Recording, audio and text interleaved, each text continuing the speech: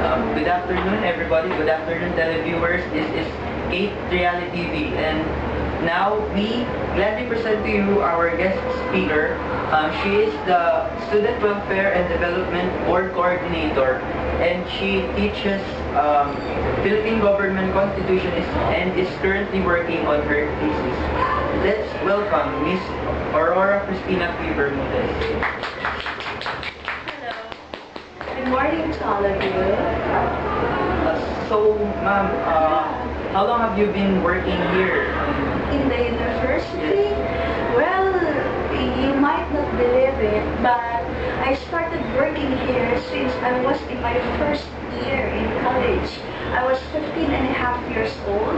When I enrolled here, I immediately became a working student.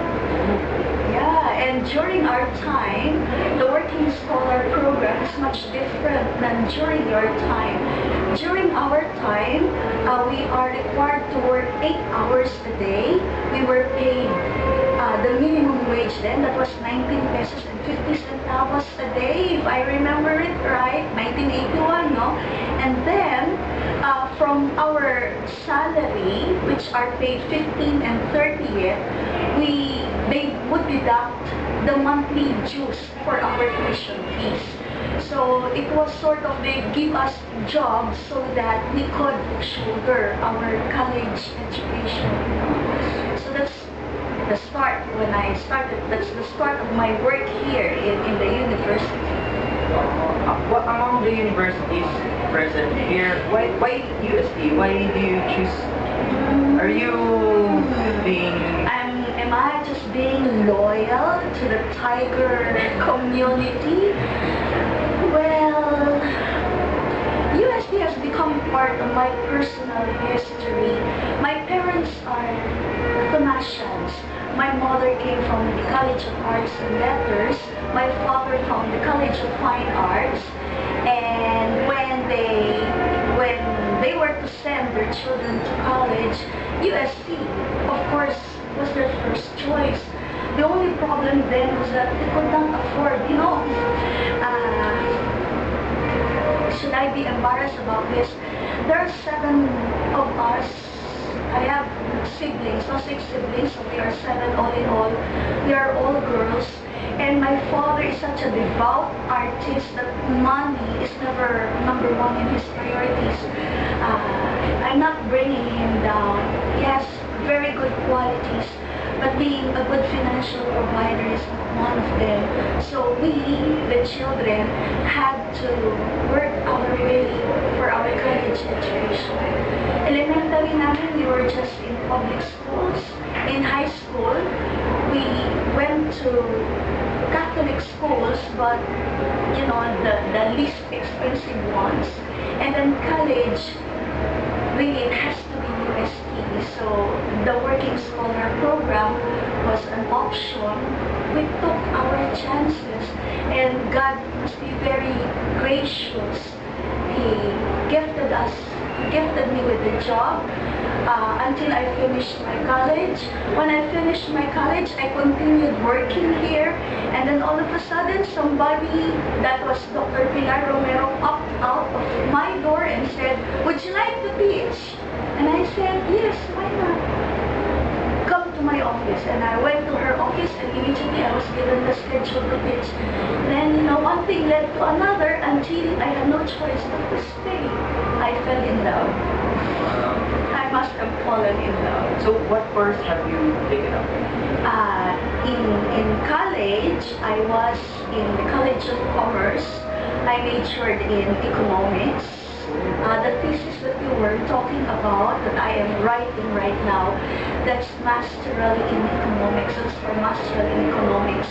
After that, I went to College of Law. I finished Bachelor of Laws, but I'm not a lawyer because I failed the bar examinations twice. I'm a bar flunk. I'm not ashamed of that. I'm just human. Take the third. In God's time, not when I've learned my lesson, not to do it unprepared. I must really be prepared. Okay, we're gonna take a short break, but don't forget to like us on Facebook and tweet us your questions at KateTV. Thank you.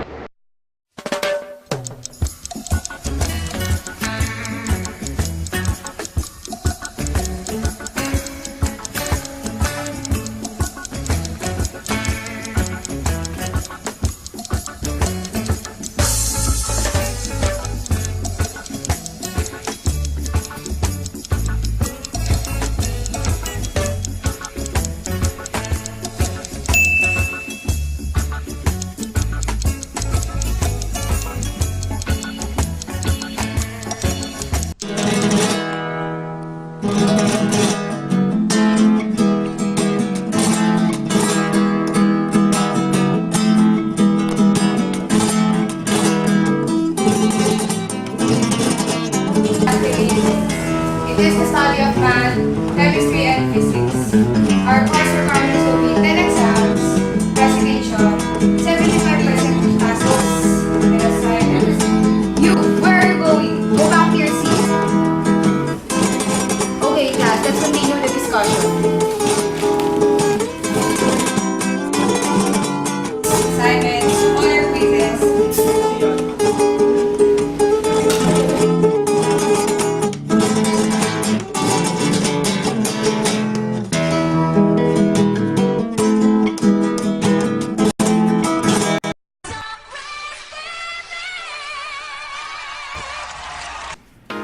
How do you define a leader? What qualities should a leader possess, and which of these do you believe you portray? For me, a leader is someone who is capable of doing a thing for the betterment of others. For the qualities, I think a leader must possess, he must be responsible enough for his duties within the student council, like me, for the student council, then for his academics, especially for the academics. And I think the qualities that I have as a leader is, maybe I can say that I am responsible enough, and I do have a sense of time management, as well as being responsive to everyone who is in need of my service. I think that is one of, and a leader must be selfless, because sometimes we have to sacrifice things in order for us to achieve, I think, for a better purpose, for someone, or for the whole college. Thank you. Alright, welcome back to KateTV, and now for the tweets that you have sent us, guys. Ma'am Bermudez will answer those tweets. There's a tweet from Jack and Boy. What is a role model to you? What are the qualities a role model should possess? Do you consider yourself as one of them? Why? What is a role model? A role model for me is somebody who can stand up by his principles, no matter what pressure he would find himself or herself. Since I have no regrets, since it's not really that I have no regrets, but I have come to terms with my own regrets. There are many decisions that I have regretted because I'm a human being. I've made several mistakes, of course, along the way. But I have accepted them as part of my growing up, as part of enriching my experience. And this, I suppose, can make me a role model. In my mind, I am here not to be a perfect person, but I am here to show the world how God can perfect an imperfect person, so that through that person, he can show his love to others, love to others. No? I am not a success story, perhaps.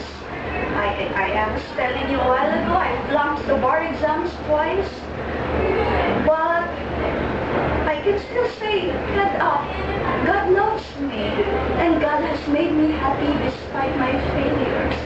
And when I show to the world that I am like this, I want other people to draw inspiration from me, not to give up despite the pressure. For as long as you believe, God loves you. Nothing can touch you. Pardon, but another tweet. Showbiz na showbiz ang ating. From I am Justin. How do you manage stress? Can you give us an advice regarding students? Stress. Stress. How do I manage stress?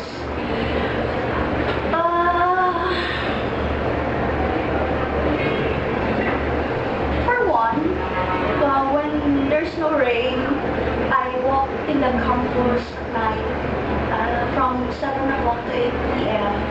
I just walk.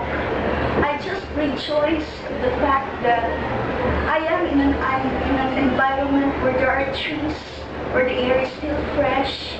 I rejoice at the present moment that at that time I have set aside my work and I am being me. And I don't think about problems. No, I just savor the present moment. After that experience, I would feel renewed and I'm ready for the next hour's challenges or the next day's challenges. That's the practical way of managing stress. Second is by prayers. Prayers really helped me and are helping me a lot. Without prayers, I would have given up already. But with prayers, I would always believe that God is on my side. God is there. So comforting to know that whatever difficulties we are experiencing, however stressful conditions might be, we have a Father in heaven whom we can cry out to. So that's all, ma'am. Thank you. Okay, you're welcome. We are young, we run free, stay up late, we don't sleep, got our friends, got the night.